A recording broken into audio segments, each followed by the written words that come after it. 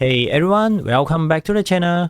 Today we are diving into Jotunnslayer Hordes of Hel, a chaotic, snowy, Viking slapping horde survival game where the screen fills out faster than your inventory during a loot event.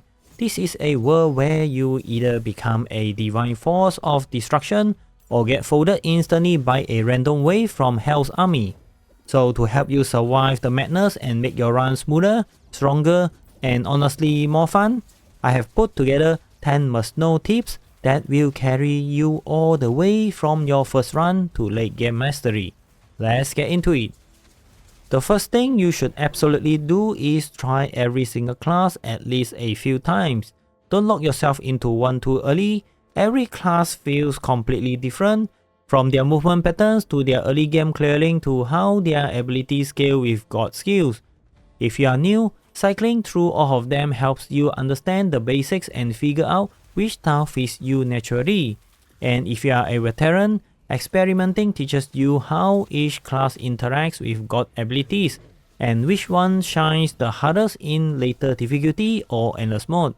Once you have played them all, you will naturally discover whether you prefer tanking, kiting, crit bursting, or playing a more strategic defensive style, and honestly, having that knowledge makes the entire game easier and way more enjoyable. And speaking of things that make the game easier, the next thing you should never ignore is collecting gold and soulstone. These two currencies are basically your long-term power engine. Gold is your primary resource, and you will need more and more of it as the cost of skill point increases. You will use it to unlock permanent upgrades, god skills and passive, class abilities, basically everything that makes your next run stronger than the last. Just remember that gold doesn't automatically fly to you, so you actually need to walk over it or you are leaving strength on the ground without realizing it. Soulstone on the other hand are rare and incredibly valuable. They drop mainly from chests and early enemies, and you will use them to unlock new weapons for your class. These new weapons often completely change your run, your survivability, and even your playstyle. And that brings us straight into the next tip, which is to unlock new weapons as soon as you can. Every weapon not only changes the stat and effect of your attacks but also gives you a unique class ability tied to the kill key. This can drastically change how you approach combat. For example, the Flame Sister starts with the Star Metal Dagger, which is fine but leaves her with weak sustain. Unlocking her Cultist Dagger changes everything.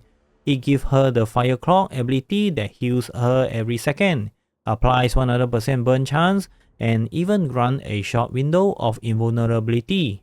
Then suddenly, instead of a fragile caster, she becomes a fiery, self-healing monster. That's why unlocking and experimenting with weapons is essential. They are not just upgrades, they are game changers. Now, once you finish a run, whether you win or get wiped out by Hel favorite elites, always return to the main menu and visit the skill shop before starting another round. This is where you trade in your newly earned gold for skill point, strengthen your class skill, and upgrade abilities for the god. At first, you only have Thor and Freya, but once you complete your first biome, Loki and Odin open up too, and the more gods you unlock, the more build combinations become available. The skill shop is the backbone of your progression, and skipping it slows down your growth significantly. So always take a moment to level up your account before jumping back into the chaos. And while we are talking about upgrading, make sure you don't focus solely on flashy autocast god abilities. Those AoEs are fantastic, but the passive abilities they offer are equally, if not more important. The best part is that god passive applies their effect universally across all classes, so unlocking them boosts your entire roster. A class like Sierra's normally has no self-healing, but with Thor passive recovery upgrades, she suddenly regenerates 3 health per second and becomes far more durable. Loki passive on the other hand increases your gold gain, letting you accelerate your progression at insane speed. Balancing class upgrades with god passive create a well-rounded, powerful foundation for every future run. And speaking of power, as you progress deeper into each round, the battlefield becomes a war of enemies. This is where having strong AoE abilities becomes absolutely essential. Whether it is Thor Lightning Strike, Thunderstorm, Loki's Flammable Wall, or Jörmungandr, these abilities help you clear massive groups and keep your screen manageable. And certain classes like the Revenant with Grappling Web or Necrotic Rain, or the Seers with Briar Thorns and Dark Whips excel at AoE clearing. Without good AoE tools, you will quickly get overwhelmed. With them, the chaos suddenly becomes controllable. Now, while all this chaos is happening, keep an eye on your minimap because after a little time passes, treasure chests will start appearing. These chests are extremely valuable and always worth opening as soon as you can reach them. They offer a variety of rewards from extra gold, bonus reroll, and temporary damage boost to massive EXP gains and even soulstone.